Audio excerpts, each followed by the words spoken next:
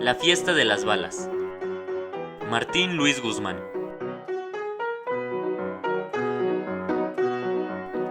Atento a cuanto se decía de Villa y el villismo, y a cuanto veía a mi alrededor, a menudo me preguntaba yo en Ciudad Juárez qué hazañas serían las que pintaban más a fondo la división del norte, si las que se suponían estrictamente históricas o las que se calificaban de legendarias, si las que se contaban como algo visto dentro de la más escueta realidad o las que traían ya tangibles con el toque de la exaltación poética las revelaciones esenciales.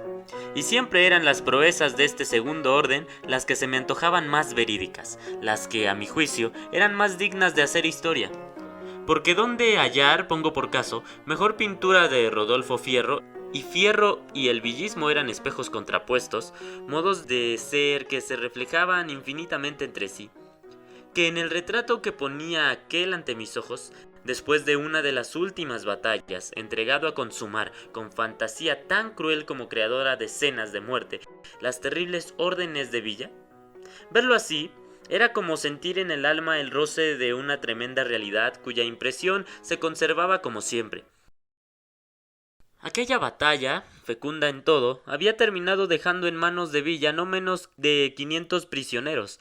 Villa mandó separarlos en dos grupos. De una parte los voluntarios orosquistas, a quienes llamaban colorados, se les pasaría por las armas antes que oscureciese. A los federales se les daría a elegir entre unirse a las tropas revolucionarias o bien irse a sus casas mediante la promesa de no volver a hacer armas contra los constitucionalistas. Fierro, como era de esperar, fue el encargado de la ejecución, a la cual dedicó desde luego la eficaz diligencia que tan buen camino le auguraba ya en el ánimo de Villa, o según decía él, de su jefe. Declinaba la tarde. La gente revolucionaria, tras de levantar el campo, iba reconcentrándose lentamente en torno del humilde pueblecito que había sido objetivo de la acción. Frío y tenaz, el viento de la llanura chihuahuense empezaba a despegar del suelo y apretaba los grupos de jinetes y de infantes. Unos y otros se acogían al socaire de las casas. Pero Fierro, a quien nunca detuvo nada ni nadie, no iba a rehuir a un airecillo fresco que a lo sumo barruntaba la helada de la noche. Hizo cabalgar a su caballo de anca corta, contra cuyo pelo oscuro, cano por el polvo de la batalla, rozaba el borde del zarape gris. Iba así al paso. El viento le daba de lleno en la cara, mas él no trataba de eludirlo clavando la barbilla en el pecho ni levantando los pliegues del embozo.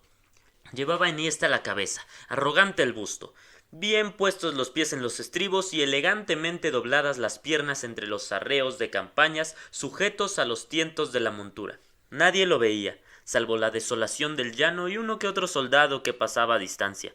Pero él, acaso inconscientemente, arredraba de modo que el animal hiciera piernas como para lucirse en un paseo. Fierro se sentía feliz.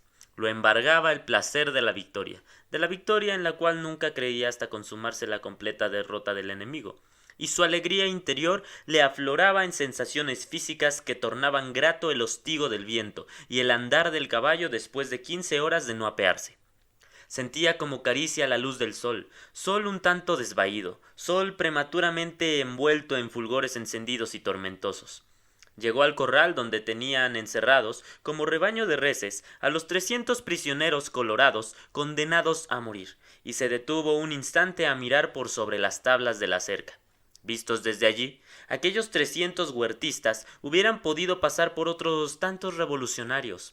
Eran de la fina raza de Chihuahua, altos los cuerpos, sobrias las carnes, robustos los cuellos, bien conformados los hombros sobre espaldas vigorosas y flexibles. Fierro consideró de una sola ojeada el pequeño ejército preso.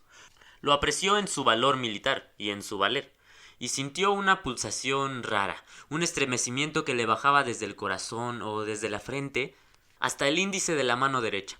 Sin quererlo ni sentirlo, la palma de esa mano fue a posársele en las cachas de la pistola. Batalla esta, pensó. Indiferente a todo, los soldados de caballería que vigilaban a los prisioneros no se fijaban en él. A ellos no les preocupaba más que la molestia de estar montando una guardia fatigosa, incomprensible después de la excitación del combate, guardia que les exigía tener lista la carabina, cuya culata apoyaban en el muslo. De cuando en cuando, si algún prisionero parecía apartarse, los soldados apuntaban con aire resuelto y, de ser preciso, hacían fuego. Una onda rizaba entonces el perímetro informe de la masa de prisioneros, los cuales se replegaban para evitar el tiro. La bala pasaba de largo o derribaba a alguno. Fierro avanzó hasta la puerta del corral. Gritó a un soldado, que vino a descorrer las trancas, y entró.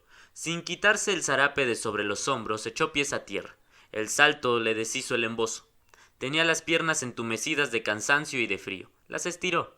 Se acomodó las dos pistolas. Se puso luego a observar despacio la disposición de los corrales y sus diversas divisiones. Dio varios pasos hasta una de las cercas sin soltar la brida, la cual trabó entre dos tablas para dejar sujeto al caballo. Sacó de las cantinas de la silla algo que se metió en los bolsillos de la chaqueta y atravesó el corral a poca distancia de los prisioneros. Los corrales eran tres, comunicados entre sí por puertas interiores y callejones angostos. Del que ocupaban los colorados, Fierro pasó, deslizando el cuerpo entre las trancas de la puerta, al de en medio, enseguida, al otro. Allí se detuvo. Su figura, grande y hermosa, irradiaba un aura extraña, algo superior, algo prestigioso y a la vez adecuado al triste abandono del corral. El zarape había venido resbalándose del cuerpo hasta quedar pendiente apenas de los hombros. Los cordoncillos de las puntas arrastraban por el suelo. Su sombrero gris y ancho de ala se teñía de rosa al recibir de soslayo la luz poniente del sol. Vuelto de espaldas, los prisioneros lo veían desde lejos. Sus piernas formaban compás hercúleo y destellaban. El cuero de sus mitazas brillaba en la luz del atardecer. A unos 100 metros, por la parte exterior a los corrales, estaba el jefe de la tropa encargada de los prisioneros. Fierro lo vio y le indicó a señas que se acercara. El oficial cabalgó hasta el sitio de la valla más próximo a Fierro. Este caminó hacia él. Hablaron. Por momento, conforme hablaban, Fierro fue señalando diversos puntos del corral donde se encontraba y del corral contiguo. Después describió, moviendo la mano, una serie de evoluciones que repitió el oficial como con ánimo de entender mejor. Fierro insistió 2 o 3 veces en una maniobra al parecer muy importante, y el oficial entonces, seguro de las órdenes, partió al galope hacia donde estaban los prisioneros. Tornó Fierro al centro del corral y otra vez se mantuvo atento a estudiar la disposición de las cercas y cuanto las rodeaba. De los 3 corrales, aquel era el más amplio y, según parecía, el primero en orden, el primero con relación al pueblo. Tenía en 2 de sus lados sendas puertas hacia el campo, puertas de tranca estropeadas, por mayor uso, que las de los corrales posteriores, pero de maderos más fuertes. En otro lado se abría la puerta que daba al corral inmediato, y el lado restante no era una simple valla de madera, sino tapia de adobes, de no menos de 3 metros de altura. La tapia mediría como 60 metros de largo, de los cuales 20 servían de fondo a un cobertizo o pesebre, cuyo tejado bajaba de la barda y se asentaba de una parte en los postes, prolongados del extremo de una de las cercas que lindaban con el campo, y de la otra en una pared, también de adobe, que salía perpendicularmente de la tapia y avanzaba cosa de 15 metros hacia los medios del corral. De esta suerte, entre el cobertizo y la valla del corral próximo venían a quedar un espacio cerrado en 2 de sus lados por paredes macizas. En aquel rincón el viento de la tarde amontonaba la basura y hacía sonar con ritmo anárquico, golpeándolo contra el brocal de un pozo, un cubo de hierro. Del brocal del pozo se elevaban 2 palos secos, toscos, terminados en horqueta, sobre los cuales se atravesaba otro más, y desde éste pendía la cadena de una garrucha, que también sonaba movida por el viento. En lo más alto de una de las horquetas, un pájaro grande, inmóvil, blanquecino, se confundía con las puntas del palo, resecas y torcidas. Fierro se hallaba a 50 pasos del pozo. Detuvo un segundo la vista sobre la quieta figura del pájaro, y como si la presencia de éste encajara a pelo en sus reflexiones, sin cambiar de expresión, ni de postura ni de gesto, sacó la pistola lentamente. El cañón del arma, largo y pulido, se transformó en dedo de rosa a la luz poniente del sol. Poco a poco el gran dedo fue enderezándose hasta señalar en dirección del pájaro. Sonó el disparo, seco y diminuto en la inmensidad de la tarde, y el animal cayó al suelo. Fierro volvió la pistola a la funda. En aquel instante un soldado, trepando a la cerca, saltó dentro del corral. Era el asistente de Fierro. Había dado el brinco desde tan alto que necesitó varios segundos para erguirse otra vez. Al fin lo hizo y caminó hacia donde estaba su amo. Fierro le preguntó sin volver la cara: ¿Qué hubo con esos? Si no vienen pronto, se hará tarde. No, pues parece que ya vienen ahí. contestó el asistente. Entonces, tú ponte ahí. A ver, ¿qué pistola traes? No, pues la que usted me dio, mi jefe. La Mitty Wesson. Dácala, pues, y toma estas cajas de parque. ¿Cuántos tiros tienes? Pues unas 15 docenas, con lo que he rejuntado hoy, mi jefe. Otros hallaron hartos, yo no. 15 docenas. Te dije el otro día que si seguías vendiendo el parque para emborracharte, iba a meterte una bala en la barriga. No, mi jefe. No, mi jefe, ¿qué? Que me embriago, mi jefe. Pero pues no vendo el parque. Pues cuidadito, porque me conoces. Y ahora ponte vivo, para que me salga bien esta ancheta. Yo disparo y tú cargas las pistolas. Y oye bien esto que te voy a decir. Si por tu culpa se me escapa uno siquiera de los colorados, te acuesto con ellos. Que mi jefe. Como lo oyes. El asistente extendió su frazada sobre el suelo y vació en ella las cajas de cartuchos que Fierro acababa de darle. Luego se puso a extraer uno a uno los tiros que traían las cananas de la cintura. Quería hacerlo tan deprisa que se tardaba más de la cuenta. Estaba nervioso, los dedos se le embrollaban. Que mi jefe, seguía pensando para sí. Mientras tanto, del otro lado de la cerca que limitaba el segundo corral, fueron apareciendo algunos soldados de la escolta. Montados a caballo, medio busto les sobresalía del borde de las tablas. Muchos otros se distribuyeron a lo largo de las dos cercas restantes. Fierro y asistente eran los únicos que estaban dentro del primero de los 3 corrales. Fierro con una pistola en la mano y el zarape caído a los pies. El asistente en cuclillas, ordenando sobre su frazada las filas de cartucho. El jefe de la escolta entró a caballo por la puerta que comunicaba con el corral contiguo y dijo: «Ya tengo listos los primeros 10. ¡Te los suelto!». Fierro respondió: «Sí, pero antes entéralos bien del asunto. En cuanto asomen por la puerta, yo empezaré a dispararles. Los que lleguen a la barda y la asalten quedan libres. Si alguno no quiere entrar, tú métele bala». Volvióse el oficial por donde había venido, y Fierro, pistola en mano, se mantuvo alerta, fijos los ojos en el estrecho espacio por donde los prisioneros iban a irrumpir. Se había situado lo bastante próximo a la valla divisoria para que, al hacer fuego, las balas no alcanzaran a los colorados que todavía estuviesen del lado de allá. Quería cumplir lealmente lo prometido. Pero por su proximidad a las tablas no era tanta que los prisioneros, así que empezase la ejecución, no descubrieran, en el acto mismo de transponer la puerta, la pistola que les apuntaría a 20 pasos. A espaldas de Fierro, el sol poniente convertía al cielo en luminaria roja. El viento seguía soplando. En el corral donde estaban los prisioneros creció el rumor de voces, voces que los silbos del viento destronaban, voces como de vaqueros que arrearan ganado. Era difícil la maniobra de hacer pasar del corral último al corral de en medio a los 300 hombres condenados a morir en masa. El suplicio que los amenazaba hacía encrespar su muchedumbre con sacudidas de organismo histérico. Se oía gritar a la gente de la escolta, y de minuto en minuto los disparos de carabina recogían las voces, que sonaban en la oquedad de la tarde como chasquido en la punta de un latigazo. De los primeros prisioneros que llegaron al corral intermedio, un grupo de soldados segregó 10. Los soldados no bajaban de 25. Echaban los caballos sobre los presos para obligarlos a andar. Les apoyaban contra la carne las bocas de las carabinas. ¡Traidores! ¡Hijos de la rejija! Ahora vamos a ver qué tal corren y brincan. ¡Echa usted para allá, traidor! Y así los hicieron avanzar hasta la puerta de cuyo otro lado estaba Fierro y su asistente. Allí la resistencia de los colorados se acentuó, pero el golpe de los caballos y el cañón de las carabinas los persuadieron a optar por el otro peligro, por el peligro de Fierro, que no estaba a un dedo de distancia, sino a 20 pasos. Tan pronto como aparecieron dentro de su visual, Fierro los saludó con extraña frase a un tiempo cariñosa y cruel, de ironía y de esperanza. «¡Ándenles, hijos! ¡Que nomás yo tiro y soy mal tirador!». Ellos brincaban como cabras. El primero intentó abalanzarse sobre Fierro, pero no había dado 3 saltos cuando cayó acribillado a tiros por los soldados dispuestos a lo largo de la cerca. Los otros corrieron a escape hacia la tapia, loca carrera que a ellos les parecía como de sueño. Al ver el brocal del pozo, uno quiso refugiarse allí. La bala de Fierro lo alcanzó primero. Los demás siguieron alejándose, pero uno a uno fueron cayendo. Fierro disparó 8 veces en menos de 6 segundos, y y el último cayó al tocar con los dedos los adobes que, por un extraño capricho de ese momento, separaban de la región de la vida la región de la muerte. Algunos cuerpos dieron aún señales de estar vivos. Los soldados, desde su puesto, tiraron para rematarlos. Y vino otro grupo de 10, y luego otro, y otro, y otro, y otro, y otro.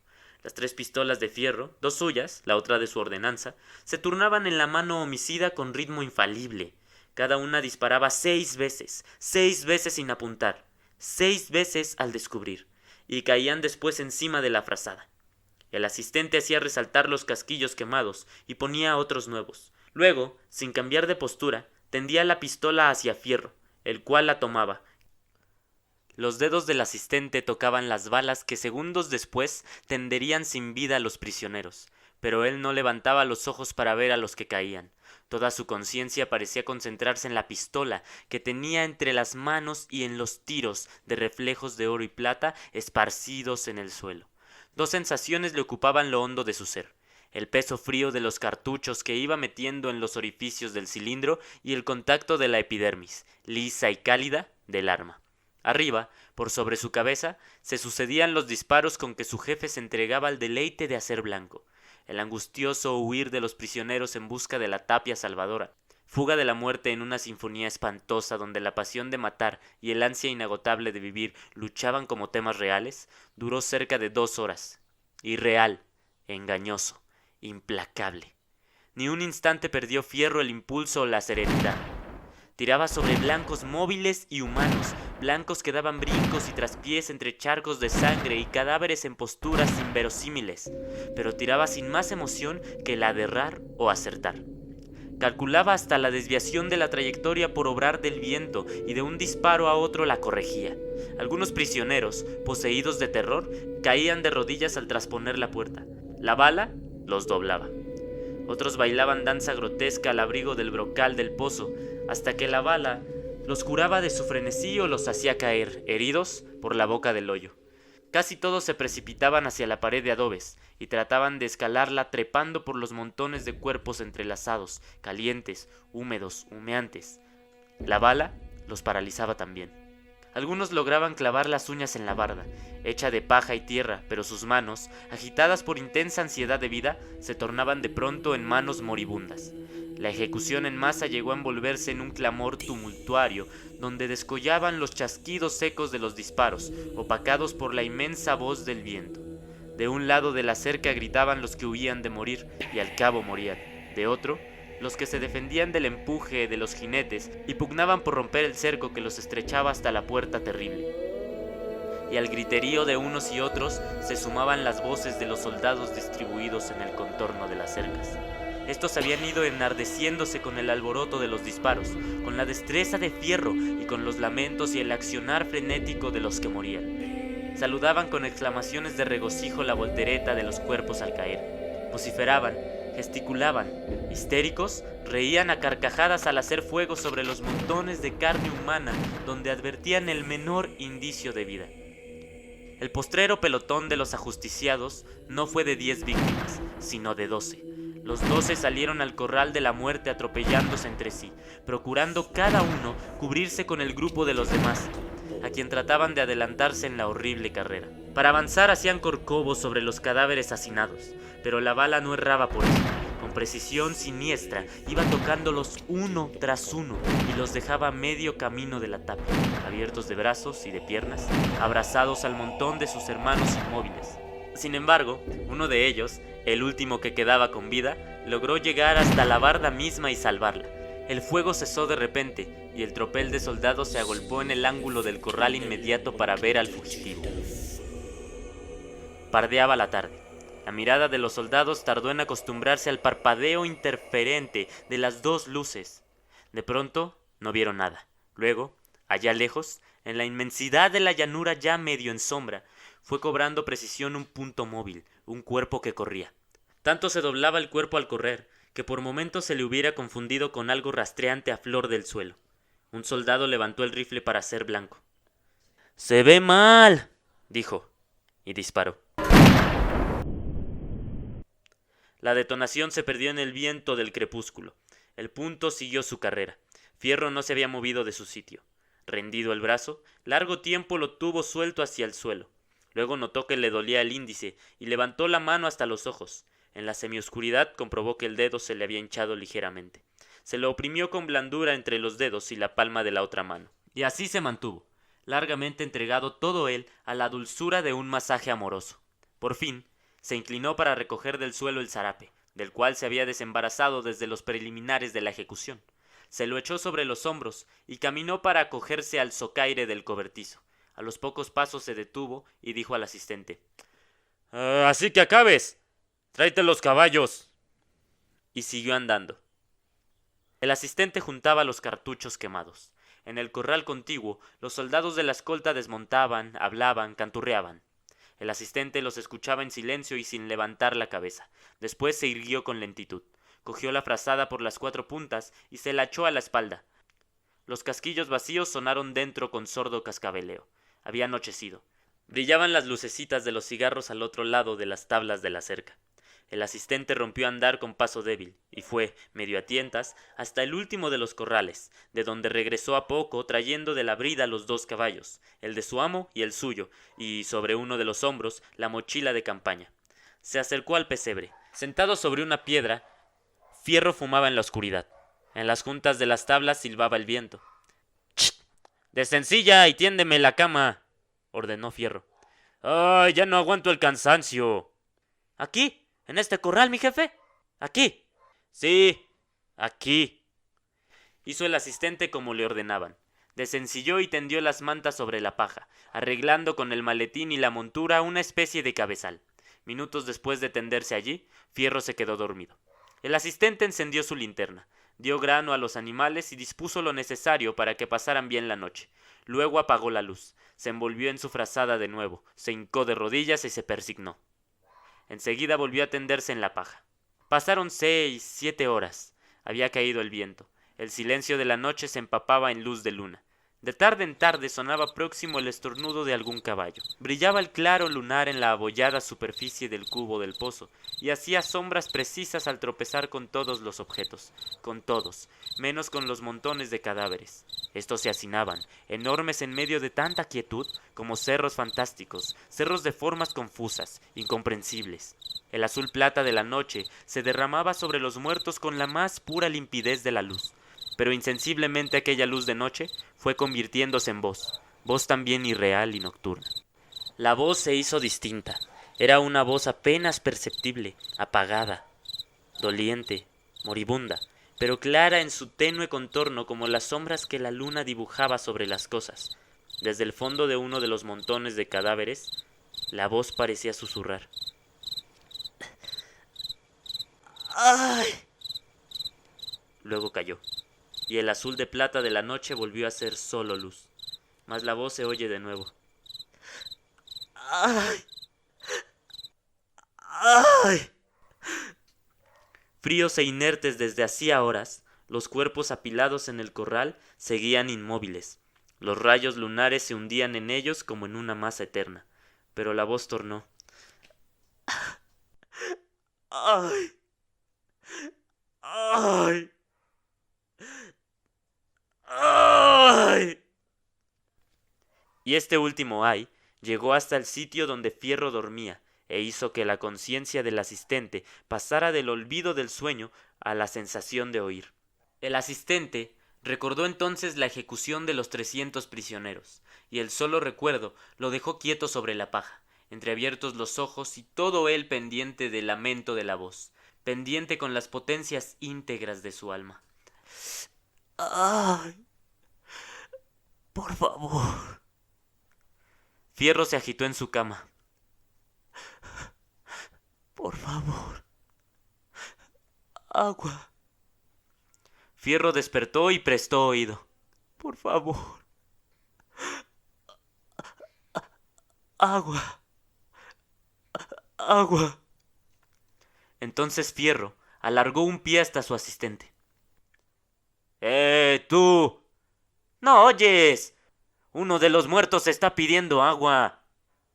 ¿Mi jefe? ¡Que te levantes y vayas a darle un tiro a ese hijo de la tiznada que se está quejando! A ver si me deja dormir. ¿Un tiro a quién, mi jefe? A ese que pide agua, imbécil. Es que no entiendes. Agua. Por favor. Agua. Repetía la voz. El asistente sacó la pistola de debajo de la montura y, empuñándola, se levantó y salió del pesebre en busca de los cadáveres. Temblaba de miedo y de frío. Un como mareo del alma lo embargaba. A la luz de la luna buscó. Cuantos cuerpos tocaba estaban yertos. Se detuvo sin saber qué hacer. Luego disparó sobre el punto de donde parecía venir la voz. ¡Ay! La voz se oyó de nuevo. El asistente tornó a disparar. Se apagó la voz. La luna navegaba en el mar sin límites de su luz azul. Bajo el techo del pesebre, Fierro dormía. 1928.